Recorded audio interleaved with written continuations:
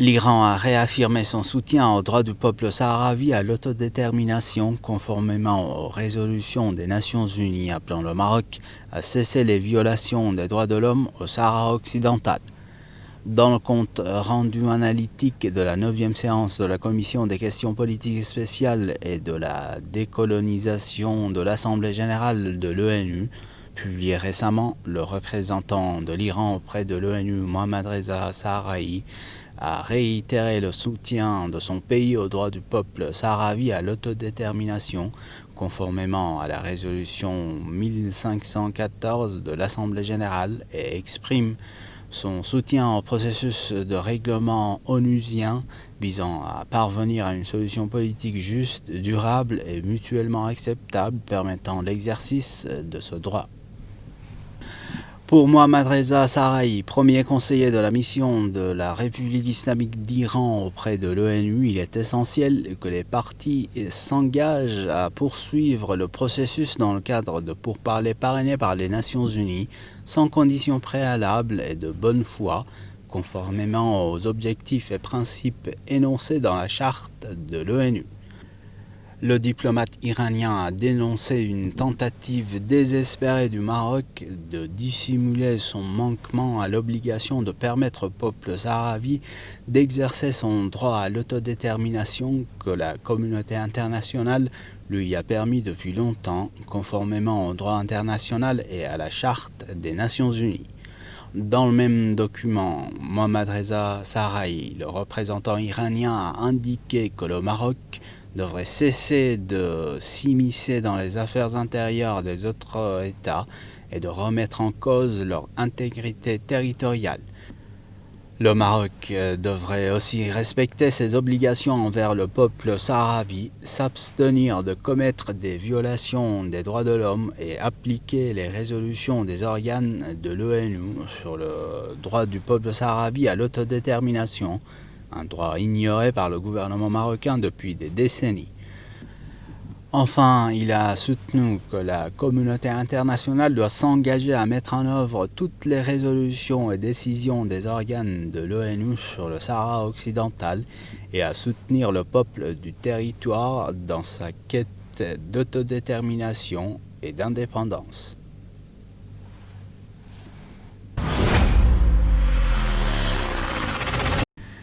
Un adage allemand dit « Le principal mensonge du diable est de vouloir à tout prix convaincre qu'il n'existe pas ». Malgré l'assurance de certaines grandes puissances, l'Algérie de 2021 est visée par les forces impérialistes plus qu'elle ne l'était en 1991. Car la conjoncture internationale actuelle est encore plus défavorable à l'Algérie qu'elle ne l'était à la fin des années 80, après la chute du mur de Berlin. D'autant plus que le plus grand pays d'Afrique est le dernier qui reste sur la liste des pays à soumettre, élaboré dans le cadre du remodelage de la région Europe, Moyen-Orient et Afrique. Les guerres hybrides modernes ressemblent à des parties de jeux d'échecs où l'anticipation et l'intelligence sont déterminantes. Les instruments dans la première phase de ces guerres sont la désinformation, la propagande, la subversion, la manipulation, etc. C'est par ces moyens qu'on fatigue et affaiblit l'adversaire avec un moindre coup pour plus tard lui asséner le coup fatal. Le Maroc sionisé, le gouvernement marocain reconnaît ce fait publiquement et est aujourd'hui le poste avancé de tous les États qui se sont alliés pour mettre l'Algérie à genoux. Chacun de ces pays contribue avec ses moyens. Le Maroc offre son territoire et sa chair à canon. Israël offre sa technologie militaire. Quant aux monarchies arabes vassales, elle finance la croisade contre l'Algérie. Les Algériens ont leur détermination et leur armée nationale populaire. Si cette dernière tombe, l'Algérie sera parcellée et recolonisée et sa population sera soumise. Dans un tel cas, le pays sera divisé en beyliks de Constantine, d'Alger et d'Oran, alors que le sud sera placé sous le contrôle des puissances étrangères qui exploiteront ses richesses. Selon Hossein Nasser Bouabsa, l'auteur de cet article, ce n'est pas seulement de l'imagination, mais un scénario plausible. Si les Algériens ne neutralisent pas dans les meilleurs délais les forces traîtresses qui activent à l'intérieur du pays en coordination avec les agents étrangers qui cherchent à entraîner une partie de la population dans une guerre de déstabilisation contre l'armée nationale populaire et contre l'État algérien.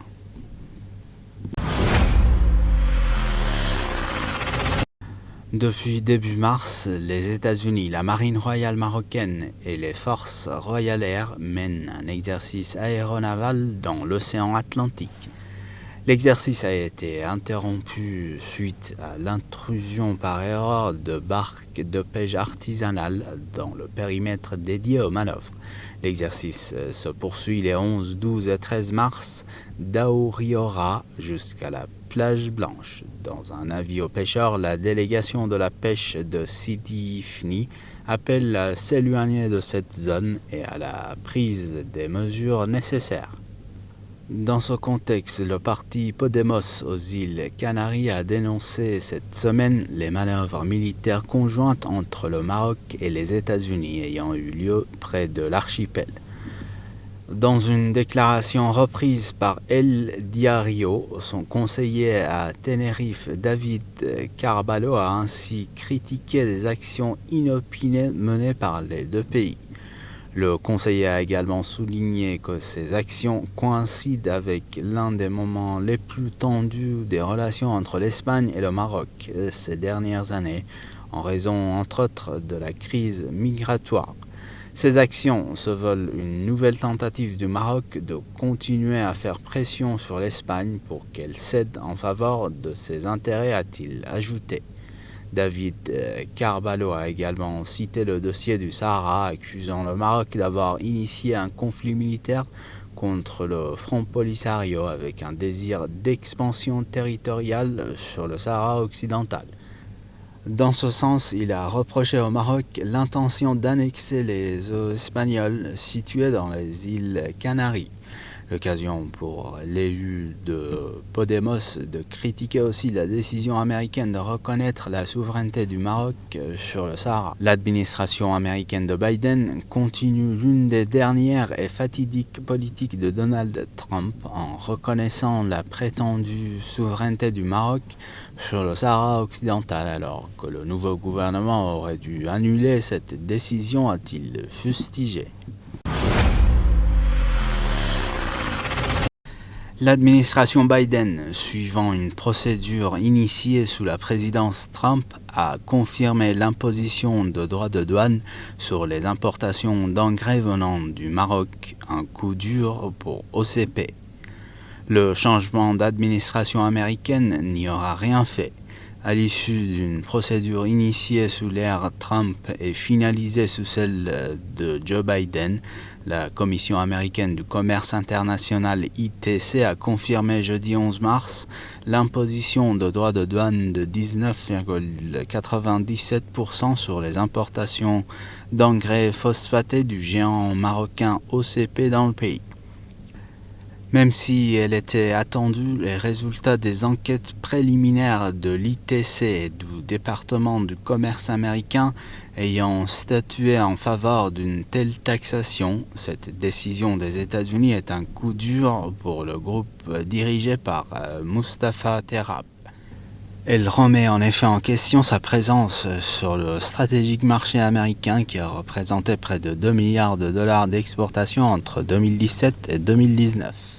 Rien que sur cette dernière année, le Maroc était le premier exportateur de MAP et DAP, principaux engrais phosphatés aux États-Unis, comptant pour 60% des importations, suivi par la Russie avec 25% selon l'agence de notation Fitch.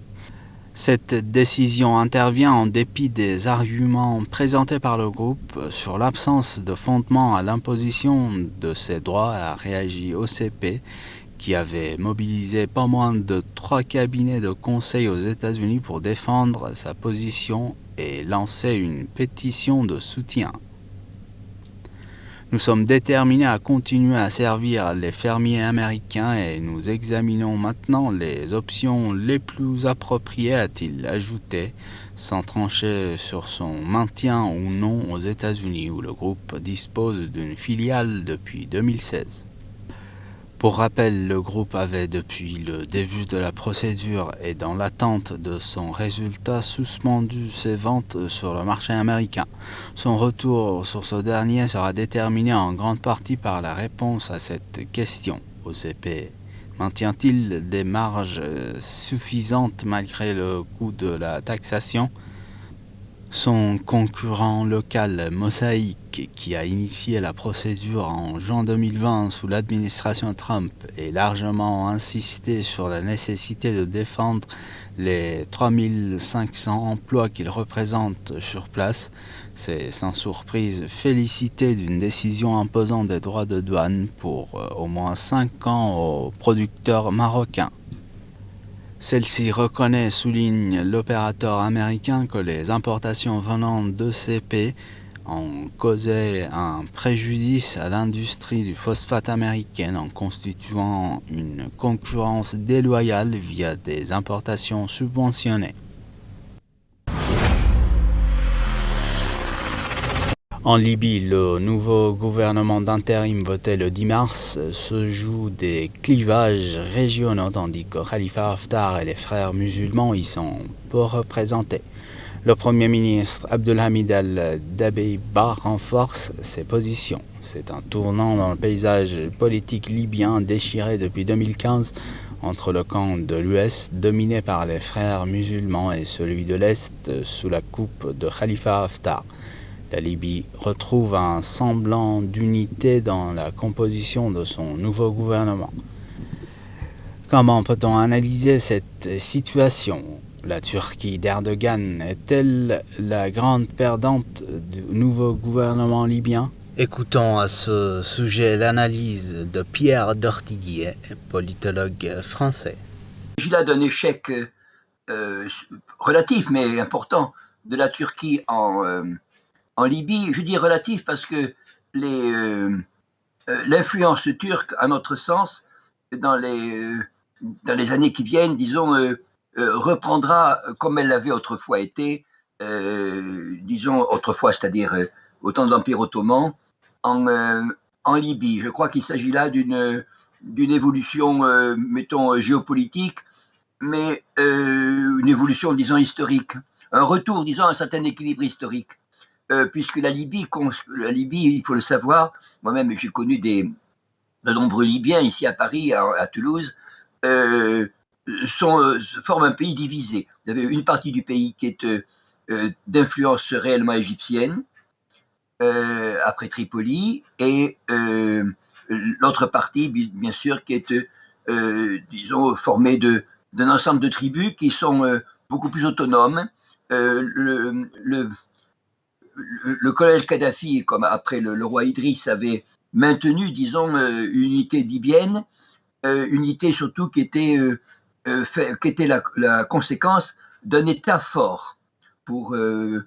Kadhafi, et un État fort et en même temps un État, disons, qui avait des aspects sociaux, je ne dis pas socialistes, mais réellement sociaux, de distribution relativement juste, il faut le dire, de l'économie.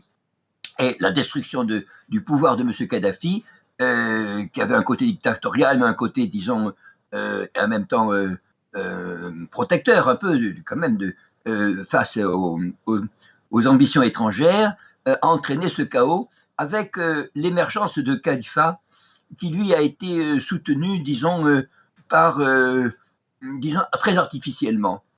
Je dois dire que le pouvoir qui est le pouvoir, disons, démocratique en Libye, c'est-à-dire expressif de la population, me semble être mieux dégagé de ces dernières élections.